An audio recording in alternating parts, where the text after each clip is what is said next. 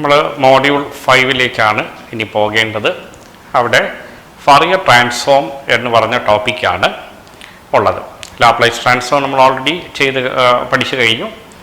ഫറിയർ ട്രാൻസ്ഫോമിൽ തന്നെ നിങ്ങൾ first year ക്ലാസ്സസിൽ വന്നപ്പോൾ ഫറിയർ സീരീസ് പഠിച്ചു. അതിൻ്റെ എക്സ്റ്റെൻഡഡ് ഫോമാണ് ഈ ഫറിയർ ട്രാൻസ്ഫോം എന്ന് പറയുന്നത്. മൾട്ടിപ്പിൾ ഇൻ്റഗ്രൽസ് അപ്ലൈ ചെയ്ത് ഡിഫറെൻറ്റ് ഫങ്ഷൻസിനെ നമ്മൾ ഇവാലുവേറ്റ് ചെയ്യും. ഇത് ഇലക്ട്രോണിക്സ്, ഇലക്ട്രിക്കൽ, മെക്കാനിക്കൽ എഞ്ചിനീയറിംഗ് ഈ സബ്ജക്റ്റുകൾക്കെല്ലാം ഇതിൻ്റെ ആപ്ലിക്കേഷൻസ് സാധാരണയായിട്ട് പല ഭാഗത്തും കാണാറുണ്ട്. നമുക്ക് ആദ്യം പഠിക്കാനുള്ളത് ഫറിയർ ഇൻ്റഗ്രൽ തിയറമാണ്. അതിൻ്റെ 3 ഇക്വേഷൻസ് സ്റ്റുഡൻസ് മനസ്സിലാക്കേണ്ടതായിട്ടുണ്ട്. അതിൻ്റെ ഡെറിവേഷനും മറ്റുള്ള കാര്യങ്ങളുമൊന്നും ഇല്ല. The Fourier integral theorem can be expressed as f of x equal to 1 by pi 0 to infinity minus infinity to infinity f of t cos lambda into t minus x dt d lambda. അപ്പോൾ ഇവിടെ direct Fourier integral തിയറത്തിലാണെങ്കിൽ 2 integral double ഇൻ്റഗ്രലിൽ ഇവിടുത്തെ limit minus infinity to infinity and another limits are 0 to infinity. F of t എന്ന് പറയുന്നത് change ചെയ്തുകൊണ്ടിരിക്കും. അപ്പോൾ അതിനനുസരിച്ച് നമുക്ക് ഇൻ്റഗ്രേറ്റ് ചെയ്ത് വാല്യൂ കണ്ടുപിടിക്കാവുന്നതാണ്. ഇവിടെ തന്നെ ഈ ഫറിയർ ഇൻ്റഗ്രൽ തിയറം 2 പാർട്ടായിട്ട് ക്ലാസിഫൈ ചെയ്തിട്ടുണ്ട്. ഒന്ന് സൈൻ ഇൻ്റഗ്രൽ, മറ്റത് കൊസൈൻ ഇൻ്റഗ്രൽ. സൈൻ ഇൻ്റഗ്രലിൽ f of x equal to 2 by pi 0 to infinity sine lambda x 0 to infinity f of t sine lambda t d t. എന്നാൽ മറ്റതാണെങ്കിൽ കൊസൈൻ ഇൻ്റഗ്രലാണെങ്കിൽ സൈനിൻ്റെ പാർട്ടിലെല്ലാം കോസ് പ്ലേസ് ചെയ്താൽ മതി. 2 ബൈ പൈ ഉണ്ട്, 0 to infinity cos sin lambda x is cos lambda x, 0 to infinity f of t cos lambda t dt lambda. അപ്പോൾ പെട്ടെന്ന് നമുക്ക് ഐഡൻറ്റിഫൈ ചെയ്യാൻ പറ്റുന്ന സൈൻ ലാംഡ എക്സ് ആണെങ്കിൽ അത് സൈൻ ഇൻ്റഗ്രലിനെ റെപ്രസെൻറ്റ് ചെയ്യുന്നതായിരിക്കും. കോസ് ലാംഡ എക്സ് ആണെങ്കിൽ അത് കൊസൈൻ ഇൻ്റഗ്രലിനെ റെപ്രസെൻറ്റ് ചെയ്യുന്നതായിരിക്കും. നമുക്ക് ആദ്യമായിട്ട് അതിനുള്ള പ്രോബ്ലംസ് 10 മാർക്സിൻ്റെ ക്വസ്റ്റ്യൻ ആയിട്ടാണ് ചോദിക്കാറുള്ളത്. ആദ്യം നമുക്ക് ഫറിയർ ട്രാൻസ്ഫോമിൽ ഉള്ള ഒരു ട്യൂട്ടോറിയൽ ഒന്ന് ഡിസ്കസ് ചെയ്യാം. Express f of x equal to express x of x equal to 1 for 0 less than or equal to x less than or equal to pi, otherwise 0 for x greater than pi as a Fourier sine integral, and hence evaluate 0 to infinity 1 minus cos pi lambda 0 by lambda sin lambda x. അപ്പോൾ ആദ്യം നമുക്ക് ഫറിയർ sine integral ആയിട്ട് ഈ തന്നിരിക്കുന്ന ഫംഗ്ഷനെ express ചെയ്യണം. Sine integral ആകുമ്പോൾ sine ഇൻ്റഗ്രലിൻ്റെ ഇക്വേഷൻ ആണ് ആദ്യം എഴുതേണ്ടത്. സൈൻ ഇൻ്റഗ്രലിൻ്റെ ഇക്വേഷൻ എന്തുകൊണ്ടാണ്? ദ ഫറിയർ ആദ്യം ഫസ്റ്റ് നമ്മൾ അത് എഴുതണം. The Fourier sine integral can be represent as f of x equal to 2 by pi 0 to infinity sine lambda x 0 to infinity f of t sine lambda t cos sine lambda d t d lambda.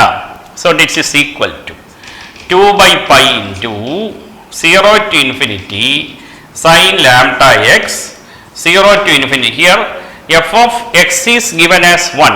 Put x equal to t. അപ്പോൾ ഇത് x എന്ന് പറയുന്നതെല്ലാം t ആയിട്ട് replace ചെയ്യും.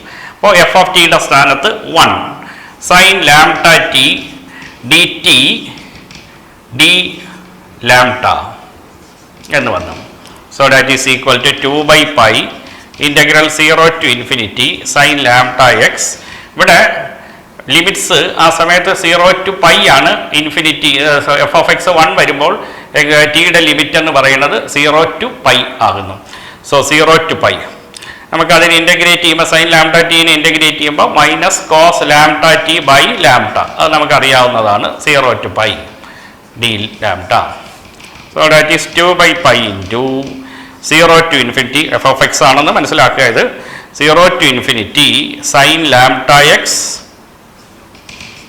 Upper limit കൊടുക്കുമ്പോൾ minus cos lambda pi by lambda minus cos 0 by lambda d lambda. So this is equal to 2 by pi 0 to infinity sine lambda x. ഇവിടെ cos 0 എന്ന് പറഞ്ഞാൽ 1 ആണ്. So 1 minus cos lambda pi by lambda d lambda. ഇതാണ് നമുക്ക് ഫറിയർ sign ഇൻ്റഗ്രലായിട്ട് represent ചെയ്യാൻ പറ്റുന്നത്. ഇനി അതിന് ശേഷം ഒരു ഇവാലുവേഷനും കൂടെ നടത്താൻ അവർ ആവശ്യപ്പെട്ടിട്ടുണ്ട്. അത് നമുക്കൊന്ന് നോക്കാം. So f of x equal to 2 by pi integral 0 to infinity sin lambda x 1 minus cos lambda pi by lambda d lambda. Cross ചെയ്ത് വരുമ്പോൾ integral 0 to infinity 1 minus cos lambda pi by lambda sin lambda x d lambda is equal to pi by 2 into f of x. ഇനി ഇതിൻ്റെ ആണ് നമുക്ക് value pi by 4 എന്നാണ് prove ചെയ്ത് കാണിക്കേണ്ടത്. ഇവിടെ നമുക്കറിയാം ഇതൊരു ഡിസ്കണ്ടിന്യൂസ് ഫംഗ്ഷൻ ആണ്. നമുക്കിതിൻ്റെ ഗ്രാഫ് വരയ്ക്കുമ്പോൾ f of x equal to 1 അല്ലെങ്കിൽ f of t equal to 1 എന്ന് പറയാൻ നേരത്ത് y ഈക്വൽ ടു 1 എന്നാണ് അർത്ഥമാക്കുന്നത്. അത് നിങ്ങൾക്കറിയാവുന്ന കാര്യമാണ്. y equal to x, y equal to 1. അപ്പോൾ ഇവിടെ 1 എന്ന് പറയുമ്പോൾ അതാണ് ഗ്രാഫ്. രണ്ടാമത് ആ ഫംഗ്ഷൻ അത് 0 മുതൽ പൈ വരെ, 0 മുതൽ പൈ വരെ. പൈക്ക് ശേഷമാണെങ്കിൽ ലെസ് ദാൻ പൈക്കകത്ത് വരുമ്പോൾ അവിടെ നമുക്ക് ഡിസ്കണ്ടിന്യൂറ്റി വരുന്നതെന്ന് പറഞ്ഞു കഴിഞ്ഞാൽ 0 ആണ് വന്നിരിക്കുന്നത്. അപ്പം നമുക്ക് എന്ത് ചെയ്യുമെന്ന് വെച്ച് കഴിഞ്ഞാൽ അവിടുത്തെ അങ്ങനെ ഡിസ്കണ്ടിന്യൂറ്റി വരുമ്പോൾ നമ്മൾ ഫംഗ്ഷൻ കണ്ടുപിടിക്കാൻ വേണ്ടിയിട്ട് f of x equal to നമുക്കറിയാം എഫ് ഓഫ് ലിമിറ്റ്സ്. നമുക്ക് വേണമെങ്കിൽ ആ ലിമിറ്റ്സിനെ ഒന്ന് എഫ് ഓഫ്